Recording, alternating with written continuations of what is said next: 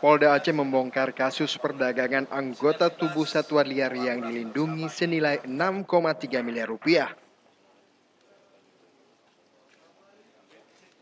Polisi menahan seorang tersangka berinisial DA. Dari tangan pelaku, polisi menyita 70 buah paruh burung rangkong, 28 kilogram sisik terenggiling, serta kulit dan tulang belulang harimau Sumatera.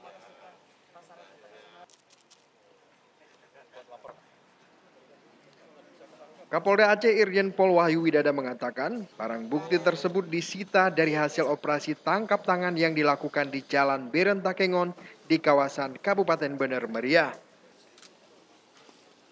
Kemarin tanggal 3 November kita lakukan penangkapan bersama tim dari teman-teman KLHK di jalan raya antara Biren dengan Takengon.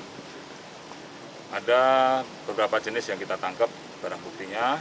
Yang pertama adalah sisik terenggiling sebanyak 28 kilo. Nah, tadi sudah dijelaskan 28 kilo ini berasal dari 56 ekor terenggiling. Sisik ini kebanyakan dibawa ke Cina. Dalam kasus ini pelaku dijerat Undang-Undang Nomor 5 Tahun 1990 tentang konservasi sumber daya alam hayati dan ekosistem. Pelaku terancam pidana penjara maksimal 5 tahun dan denda maksimal sebesar 100 juta rupiah. Tim Liputan Aceh Video.